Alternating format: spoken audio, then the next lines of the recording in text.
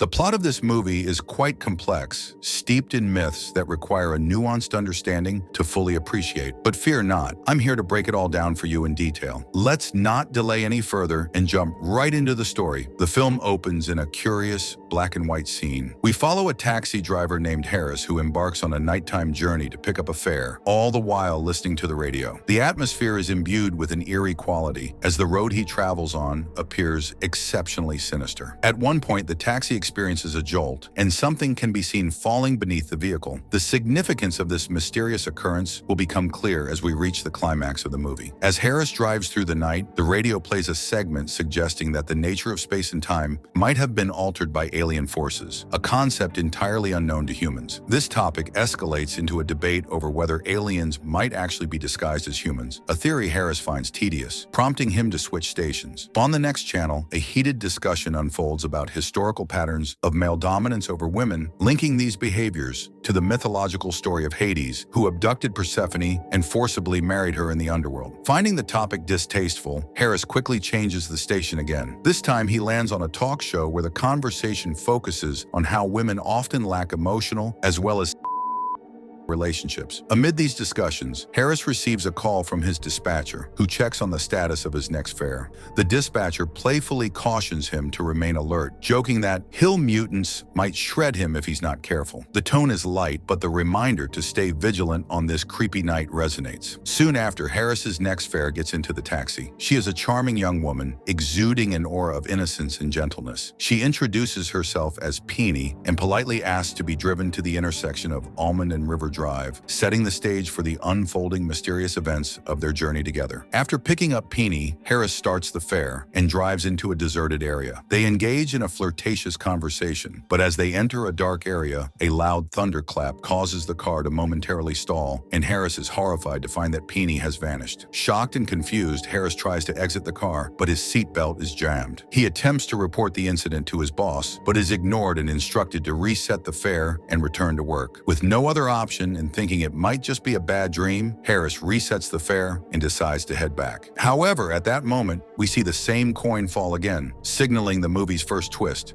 The same sequence of events begins to unfold again. The radio discussions about myths and women's needs, and as he's talking to his boss while reaching for a drink, his car unexpectedly collides with an object resembling a bomb. Surprisingly, Harris has no recollection that all of this has already happened to him once before. However, this loop has slight variations, particularly in his conversation with his boss and the young passenger. Just as she is about to reveal her name this time, the car hits a stone, causing the passenger collides against the partition, slightly injuring her. In concern, Harris instinctively grabs her hand and calls her Penny, and the scene turns unexpectedly colorful. Penny is also shocked and remarks oddly, "I haven't told you my name yet. This time you remembered my name." Clearly, Harris is completely confused about what is going on. As Harris starts to withdraw his hand, the scene begins to black out again, prompting Penny to quickly grasp his hand once more. This action causes a flash of past events to appear before Harris. Penny pleads with him, insisting that he must remember her this time. Just as Harris begins to comprehend the situation, his boss calls, and at the sound of a loud thunderclap, Penny disappears again. Harris tries to get out of the car to search for her, but finds himself stuck due to the jammed seatbelt. His boss advises him to reset the meter and return to work. As soon as he resets the meter, the exact same sequence of events unfolds again,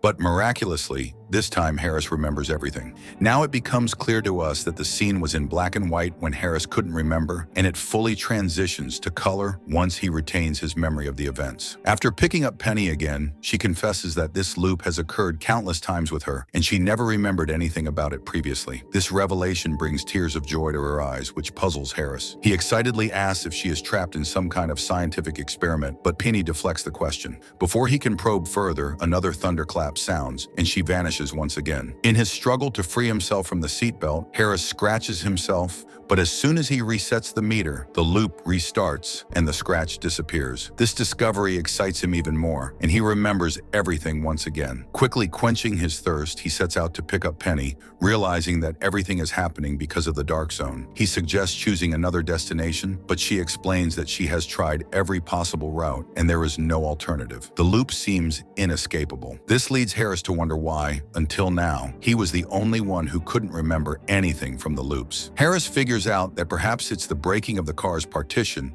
and touching it that triggered his ability to remember everything. Despite the circumstances, Penny is relieved that he now remembers, because the journey had been quite lonely for her until now. She has repeated this trip so many times that she knows everything about him. Although Harris feels disappointed that aside from the last few loops, he still can't recall anything about her from before. However, as the loops continue to repeat, Harris begins to understand that her disappearances are linked to the dark zone and the loud claps of thunder. With each repeated loop, they gradually grow closer, and he learns that Penny runs a plant nursery and is a horticulturist by profession. Harris shares about himself that he became a taxi driver out of necessity, as his father was also a taxi driver. He never wanted to be like his father because he feels embarrassed by the job. Just as they are about to connect more deeply, Penny vanishes at the end of each loop, and slowly Harris starts to feel trapped in this cycle. During this time, Penny reveals more about herself, sharing that she is married in the real world, but her marriage has not been successful. Her husband is brilliant but also ruthless and a workaholic. She feels unable to divorce him because they come from influential families with connections to alliance, which are tied to their marriage. This makes her feel very alone and trapped, much like Harris. However, in the loop, she feels a sense of freedom around him. Harris also shares that there was once a beautiful woman in his life, whom he met in his cab. They fell in love, but one day she left without a word. Since then, he has felt that her departure was because he is just a simple taxi driver.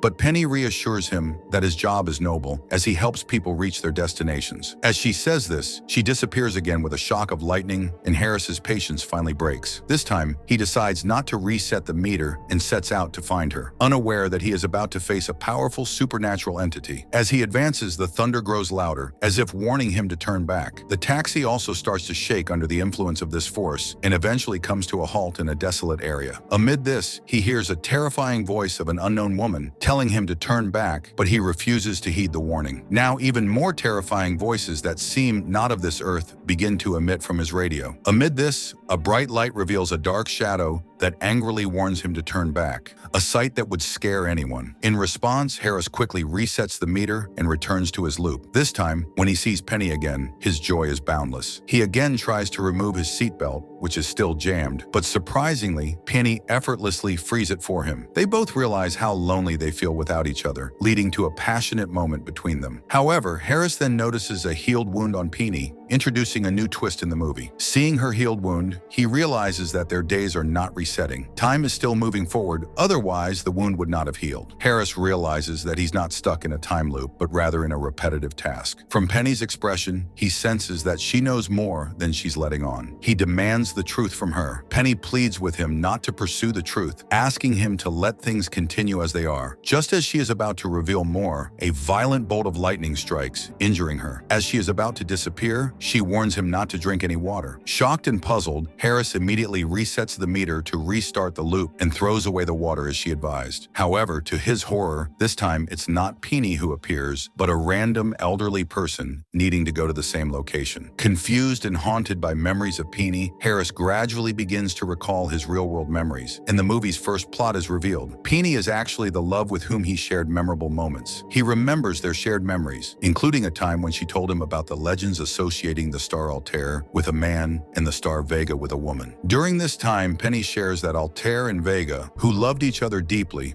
were separated by the Milky Way, but still meet once a year for a brief moment. However, after Penny confesses she is married, Harris's heart breaks. When he revisits those memories, she had disappeared from his life without saying anything, leaving him devastated. He subsequently suffers a car accident and wonders if he has died, questioning what world this might be. Upon dropping off an elderly man named Bozo, Harris receives a unique gold coin, which triggers a realization. When his boss calls, questioning his presence, the boss reveals that Harris is his ferryman. Suddenly, it dawns on Harris that a ferryman is someone who transports the souls of the deceased to the underworld, traditionally paid with such gold coins. This explains why his car is full of gold coins and why that coin keeps appearing at the start of each loop. It was Penny's payment to him. Harris realizes that if he is the ferryman, then his boss must be the collector of the dead, essentially the gatekeeper of the underworld. The dark shadow that warned him was also part of this realm, trying to prevent him from entering purgatory prematurely. Perhaps the voice of the woman warning him to turn back was Penny's. The biggest shock comes when Harris learns that Penny is actually his wife. Her earlier comments hinted that her husband is Death himself,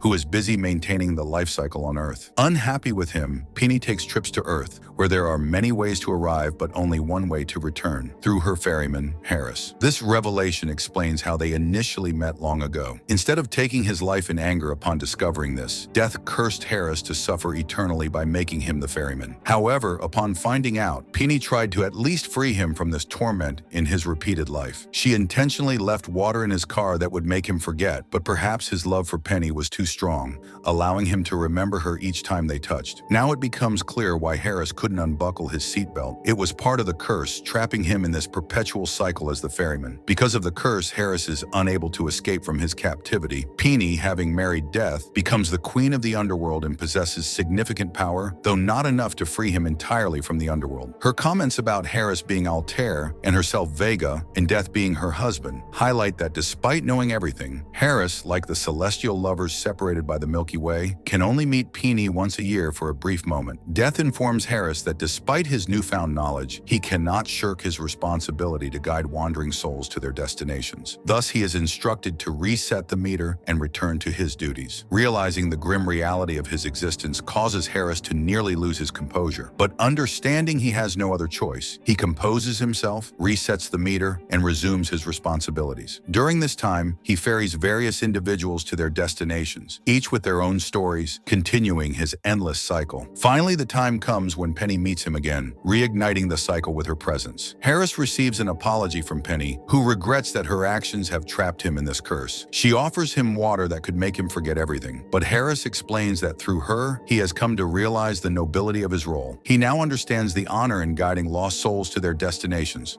which helped him appreciate his father's proud profession. Despite the curse, he cherishes the brief time he can spend with Penny each year, even if it's just for 20 minutes. The movie concludes with their happy ending and a shooting star. The plot of the movie is based on Greek mythology, which was hinted at by the debate on the radio. Penny's real name in the story was Persephone, who in mythology was abducted and forcibly married by Hades, the king of the underworld, known for punishing the dead. Since her abduction, Persephone has been considered an embodiment of vegetation, which is why in the movie, Penny's portrayal as the spring queen and a horticulturist aligns with her identity as Persephone. Another clue was her bracelet. Harris, based on the Greek mythological figure Charon, who is also known by the name of Charon, was depicted as Harris Charon in the movie. According to the myth, Hades tasked Charon with the repetitive job of ferrying deceased souls across the river Styx to the underworld. That's a wrap. If you found this video helpful, hit like, drop a comment, and subscribe for more. See you in the next one.